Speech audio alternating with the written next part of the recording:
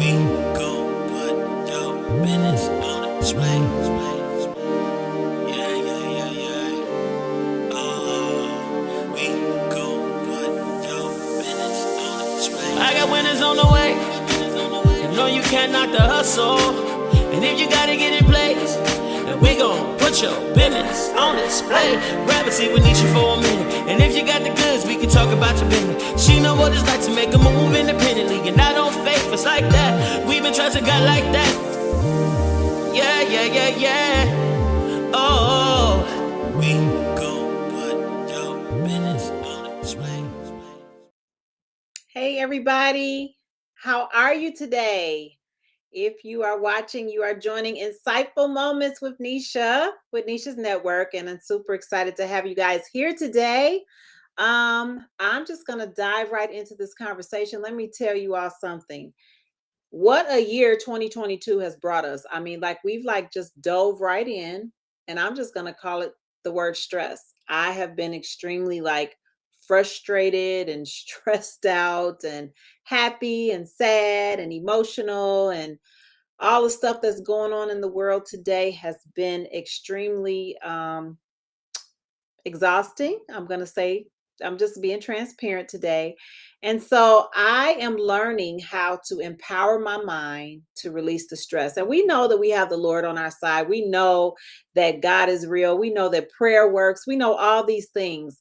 But it all starts in the mind and the confession of what we say every day. So if you guys are watching, I think this is a great opportunity. If you have been in a season where it has been stressful, or you know that there is stress all around you, or you have family members or friends or people who have just really been struggling in this season at the beginning of this first quarter of the year, then come on in, grab a cup of tea or coffee or some water, and let's go ahead and empower our mind and release our stress. So today I am super excited to have once again on Nisha's Network none other than my very own sister friend, Dr. Crystal Brown Lewis. Hi. Thank you, Nisha. Thank you for having me today. And excuse the technical difficulties. I'm on my iPad because I'm having some difficulties with my computer. So thank you. That's okay about that. Well, you guys, we're here to talk about empowering our mind and releasing our stress. But I would love for Crystal to introduce herself first, and then we can go ahead and dive into this conversation, which I think is so necessary during this season. So go ahead, introduce yourself. Tell us where you're located, your family, et cetera, et cetera. So my name is Crystal Brown Lewis. I'm a life coach and clinical therapist, and I've been a life coach and clinical therapist for next year will be 30 years. Woo-hoo! So I've been doing this for, yes, ma'am. I've been doing this for quite a while. I've been married for almost 31 years, and I am a mother of 4 sons. And why do I have 4 sons? Because I do not have any daughters. So God's got a sense of humor is what I will say. But I am so happy to have an opportunity to speak about a very passionate subject for me, and that's mental health. And I am grateful for the opportunity to spread some knowledge, to hopefully spread some encouragement, and most of all, some information so that those of us who are struggling or having difficulties will be able to receive what they need. Okay, this is good. So I'm going to put you on the spot just a little bit, which I'm sure you'll just love that. I'll absolutely love it. I know you do, right? You'll kill me later. But I think that it's so important that people kind of understand. I just like to know, what do you do personally to handle your stress? What are some of the things that you do to empower your mind to release your own stress? Well, because of what I do and the nature of what I do, which is literally carry others' problems on my shoulders, I also find someone to speak with when I am feeling overwhelmed or just need some uplifting and some encouragement. And I am an introvert by nature. So it is really important for me to have time away to regroup, to reconnect with myself, to settle my emotions, and just have some time to breathe. Okay. And I'm an exerciser. I find that that's a huge way for me to get in my head and out of my body by getting some stress release through exercising. And I also do meditation and yoga and all of those wonderful things that calm my mind. Okay. Not talking to a girlfriend, that probably stress you out more, huh? You know what? It depends. It depends. It depends. You know what? There are absolutely friends that I go to when I'm feeling stressed and concerned and just need some realignment. But then there are also people that I know that also have their own issues and problems, and they need me to pour into them. And so those would not be the people that I go to for support. Okay.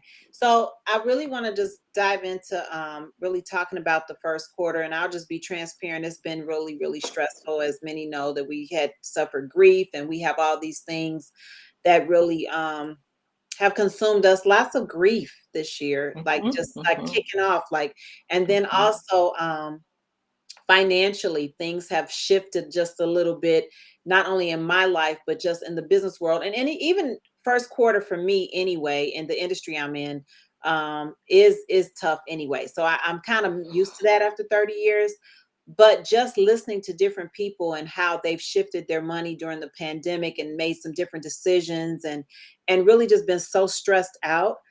What would be the first thing that you would share with people? What to do first when you acknowledge that, okay, I'm starting to get a little stressed out? What is the Mhm. first thing you recommend people do? So before I delve into that question, I want to jump back just a little bit to put some things in context. And that's that we've really been in this cycle of unknown for 2 years. Okay. So while this particular quarter for many has felt different, because I think many of us thought after the lifting of some of the restrictions and the vaccine mandates and things like that, things would go back to normal. And I think that's where some of the real frustration is coming from, because the reality is things are still not normal. And for those of us who were expecting it to go back to normal, this is causing a great deal of stress and anxiety. And so, now to answer your question, I think most of us have been holding our breath for 2 years. We've really been holding our breath and just waiting for things to change. And I think that the reality is that this is our new normal.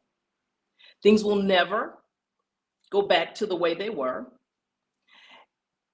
And while that sounds disappointing, the reality is most of us have gained some knowledge, some skills, some self-awareness that helps us to stay encouraged and uplifted even during those times when we feel disappointed, distraught. So I just want to remind us that we have been in a long transition of getting to where we are. So this is not new, even with your family and the sudden death that you experienced in your family. All of that on top of what was going on and what is going on just exacerbates any given situation. Okay, so that's really good information. But I also want to add on to that is I was thinking about while you were talking different personality types, and I was thinking Yes, about absolutely. different coping mechanisms, Mhm, and so mhm, how you respond to different personality types during your stressful moments.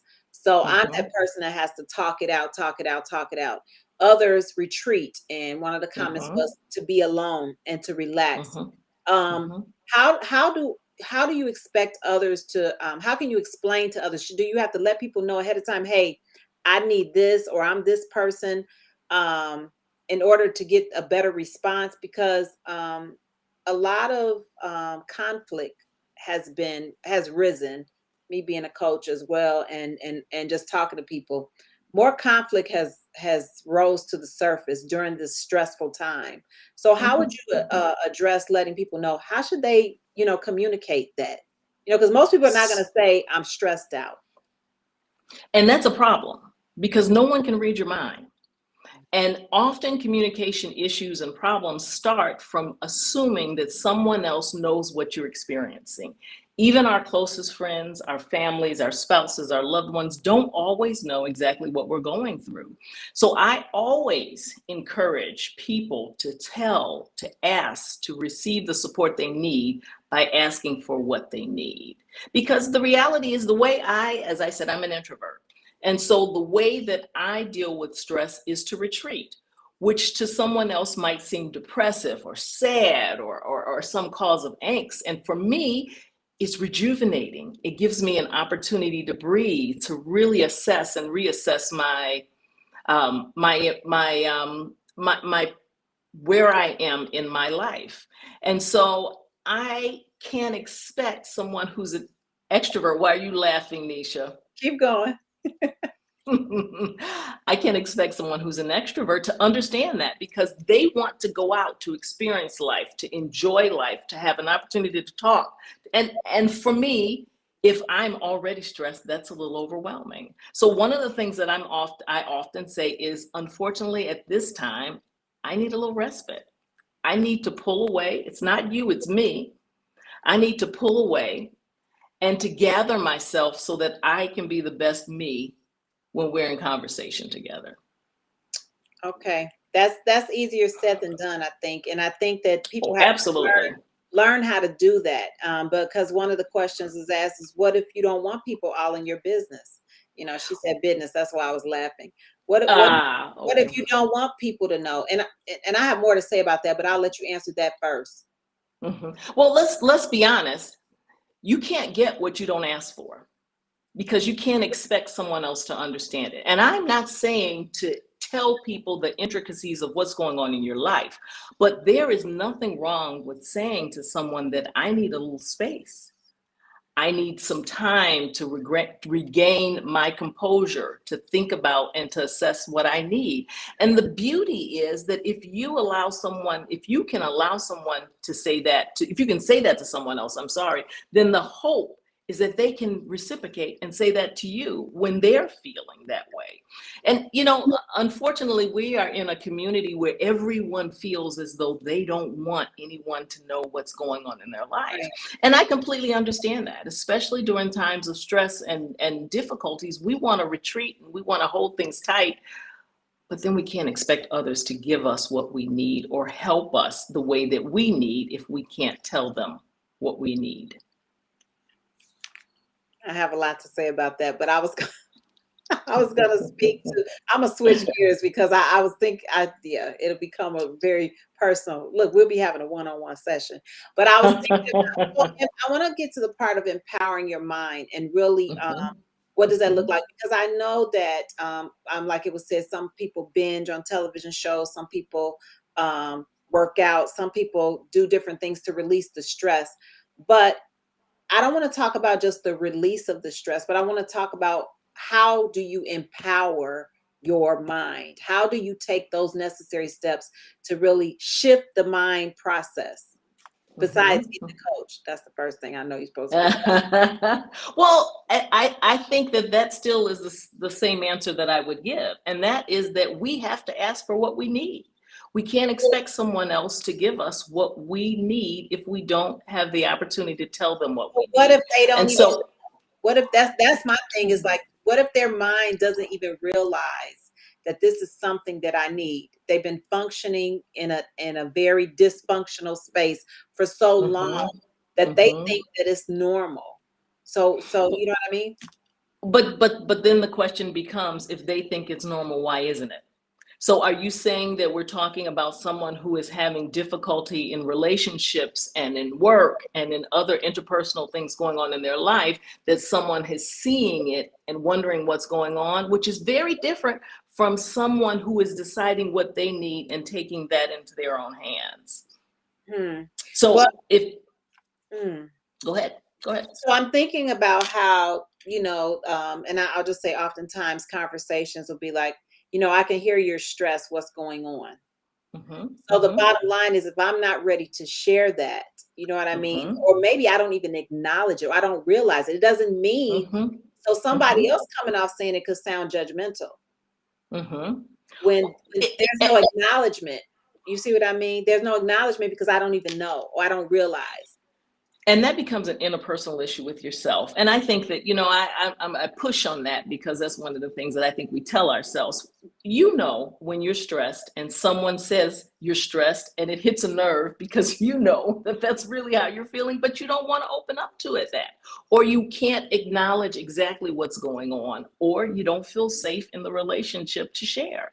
And all of those things are very, very valid. That's not a problem. The problem becomes if the stressors in your life are interfering with your interpersonal interactions, with your work, with the things that you do outside of work that bring you joy. That is when you have an issue and you need to look at some support. Okay.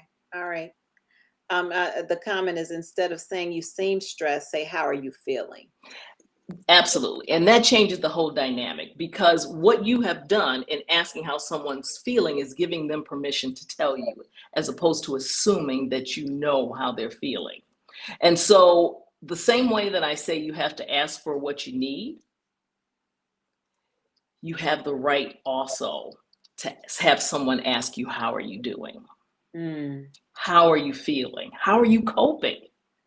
You know, we often say that so flippantly. How are you doing? How was your day? And we don't wait for an answer, or we just give the pat answer of everything's fine and your whole life's falling apart. But because you don't feel safe or you don't want to share, then you don't give that information. And so that's not necessarily a wrong per se. It has to do with the person, the community, and the situation as to what they want to share and when they want to share. But someone asking, how are you feeling or how are you doing, is never wrong. Okay. Okay. I was thinking about this. If you guys have just joined us, we're with Dr. Crystal Brown Lewis. She's a life coach and psychotherapist and clinical psychologist. And so we really want to talk about really coping and empowering your mind, releasing the stress, and learning how to cope in the world. And where basically we've been masked for the last 2 years, almost 2.5 years. We've been masked and we have not been able to express. I think the masks, now that they're coming off, everything is coming off, right?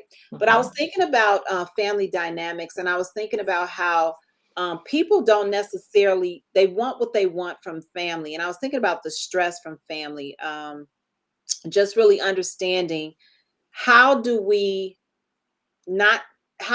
ask, how are you feeling, without the other person hearing our stress?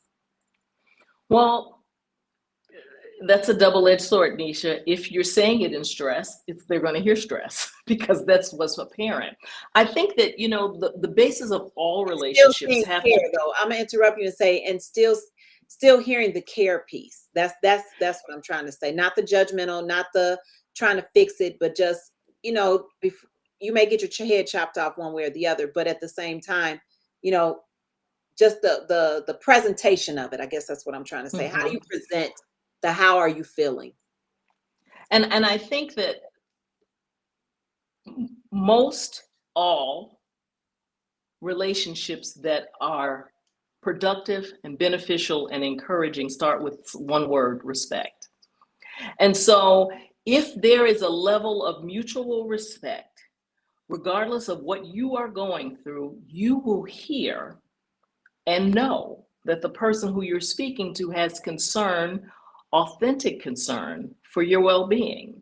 And so I think that, you know, I think it's naive of us to assume that people will get upset based on what we've said.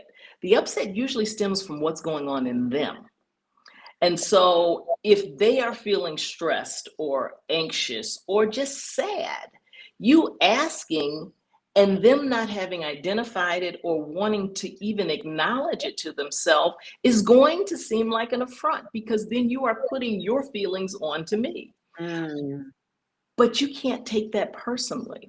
One of the huge problems that comes with communication is taking things personally. Yes. If I bump into someone at the grocery store and they snap my head off, I've met them for 2 seconds. Whatever happened and proceeded and happened in their life before they met me is what's causing that.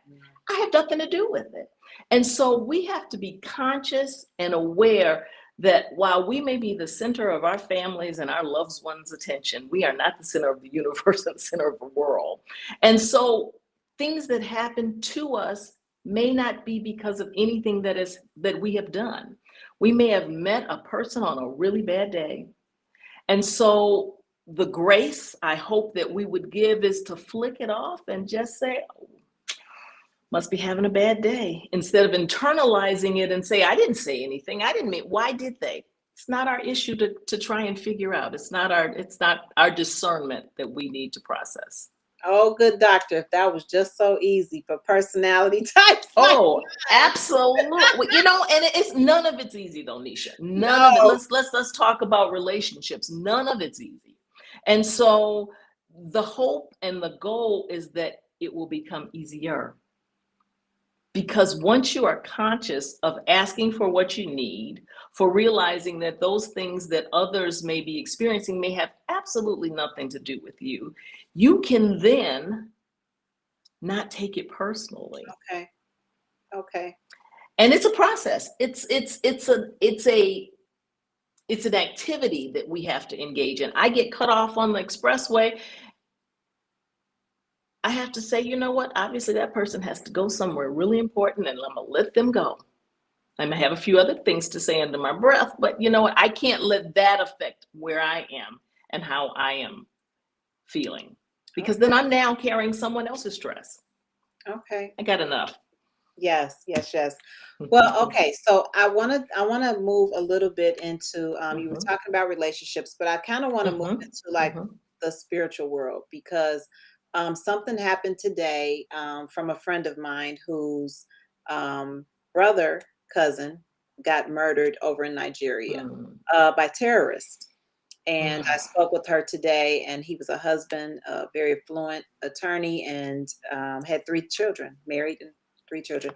And so she said to me today, you know, why did God allow this to happen to him? He was a good person. And so I want to just address that, because that question has really I've been addressed with that question at least 4 times in the month of March. And I really kind of wanted you to speak to that, from helping people understand. I mean, of course, we know I can give the biblical term, but I really just want people to have a better understanding as well. Well, I can't speak as a spiritual guide or someone that would be your arena. You could, though. You could. Well, but that would be based upon my own spiritual and religious journey and experience. However, I do hear that often, and I do hear it in my practice often, people wondering, why did God allow this to happen? And I have to say, was it God? I mean, we live in a world where bad things happen. God gave us this really ridiculous thing in my mind called free choice. You know, we live in a world where we can make decisions that will hinder or enhance our lives and the lives of others. And not only that, we live in a world where there is evil, and bad things happen to good people for absolutely positively no reason whatsoever. And so we have to be mindful of the fact that while we want to ask God what he did, what we did, why did this happen? There may be no answer to the why. And so coming to grips with there is no answer, but there is support and comfort and grace in your bereavement is what we can do. But there are many questions, and that's a primary one where there is no answer. There's nothing someone can tell you about the death of your loved one that will make you say, oh, that's great, thanks, now I understand it. It won't happen. What they can do is provide you with words of wisdom, words of comfort, words of support, and to be encouraging in your journey. That's good. But I want to ask you this too. when do you know it's the right time for words? Because words of wisdom and comfort and encouragement are not always received, especially if the family is close. It's so funny how we can accept things from a total stranger more than when a family member comes along and tries to. And I don't want to use the word fix it. I think it's just wanting to be that support system. So what is the best way to really be that support system in a community or a family where you've seen the disappointment in what life has dished out?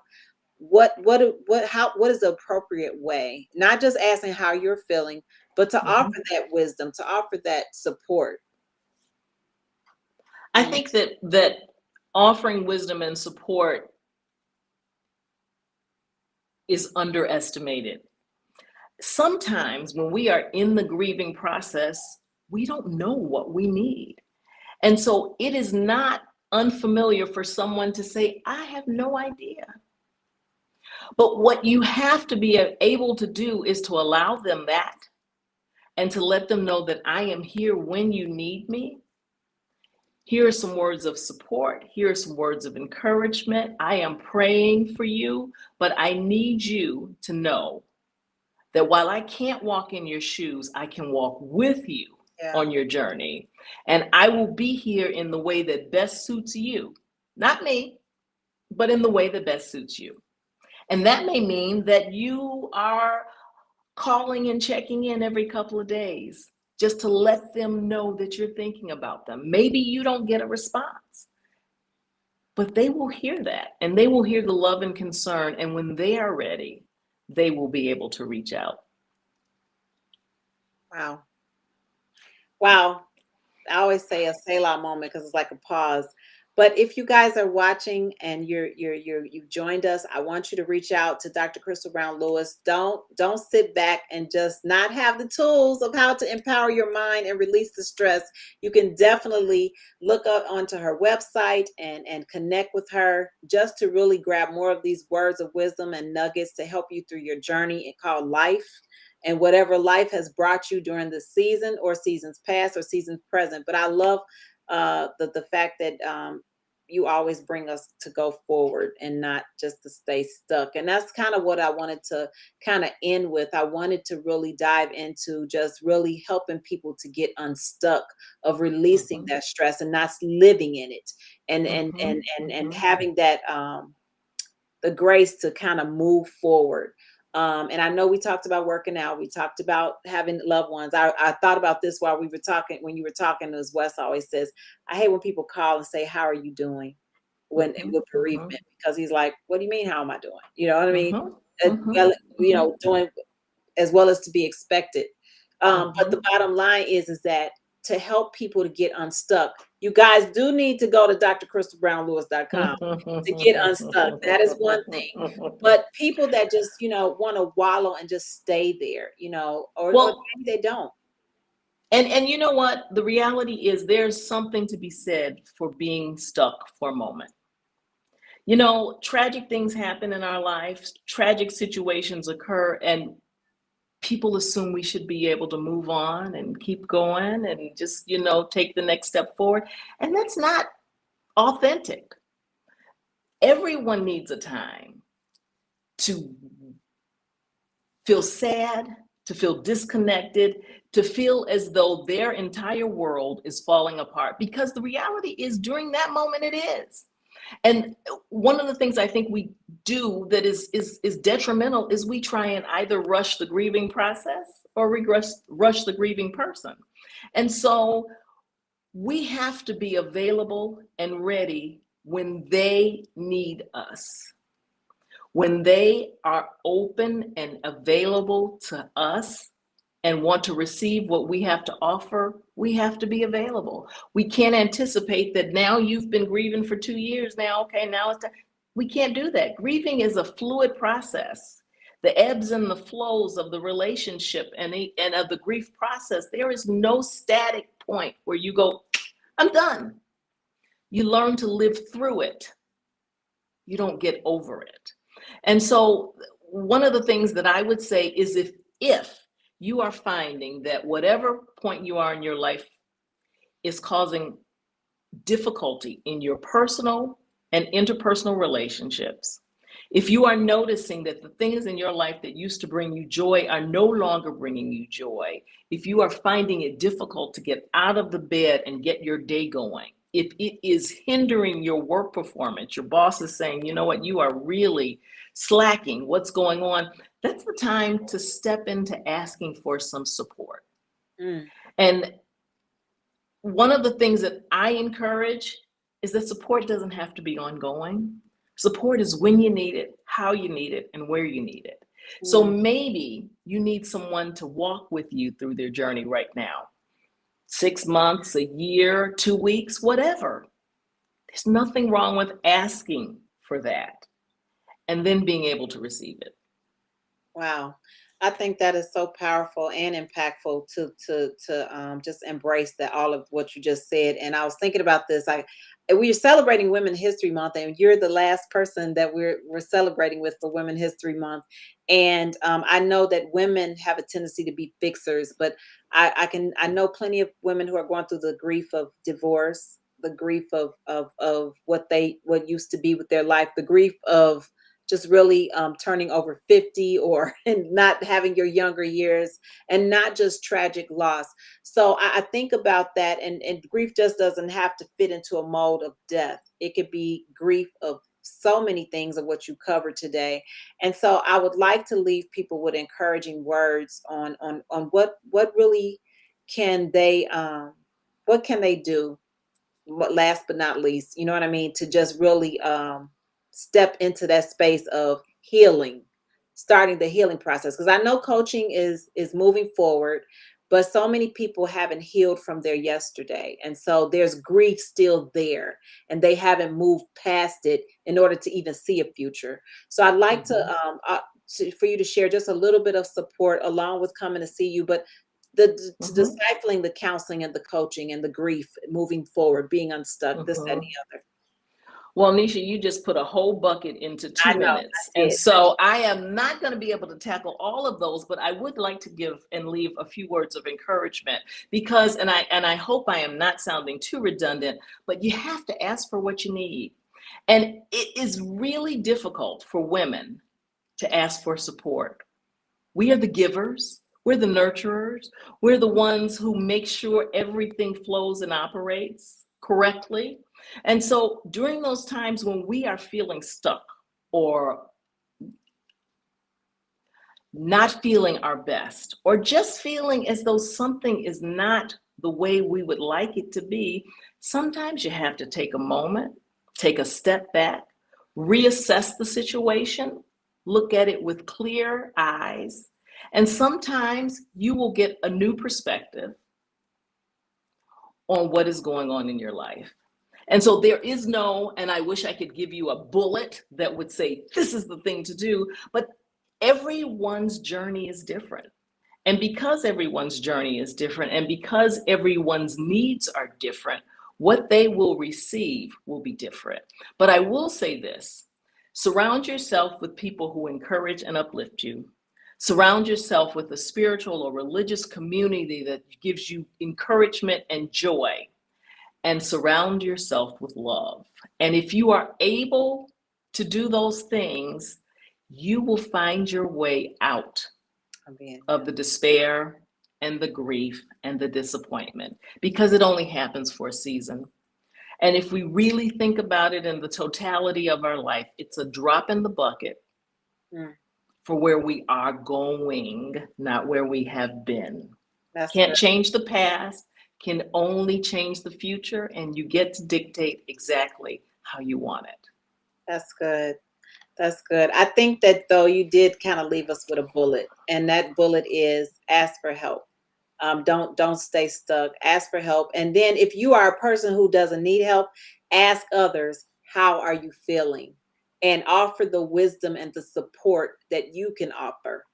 Without trying to fix it. So those are the bullet points, and it didn't sound redundant. It sounded like no matter which way we turn, we had to come back to that every single time to say, ask for help. Only you know what you need, or you know you're not feeling your best self. Okay, you may not know Absolutely. what you need, but you know you're not feeling your best self to be able to Absolutely. function the way. So ask for help or ask someone, not how can I help you, but how are you feeling? Not how Mhm, can I help you, mhm, right? How mhm, about to go the mhm, other direction? mhm, mhm. I think And how can I help you can be something you trail in the end. But most people when they're in the midst of something, they may not know. that's true. And so that little piece makes you feel even worse because I don't even know what I need.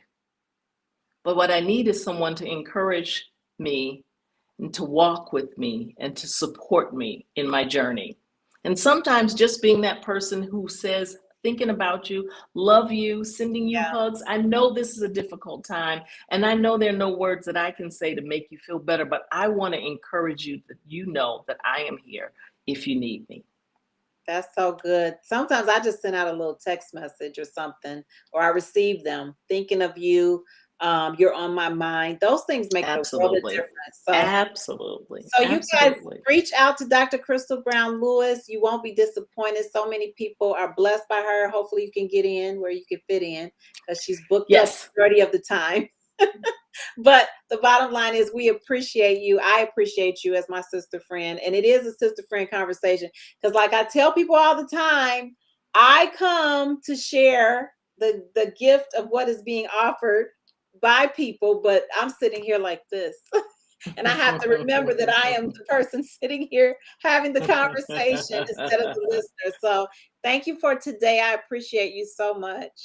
Oh, thank you, Nisha. And thank you for the opportunity to speak about something I'm very passionate about. And it's self-care, mental health services, and finding someone to help enrich and encourage you.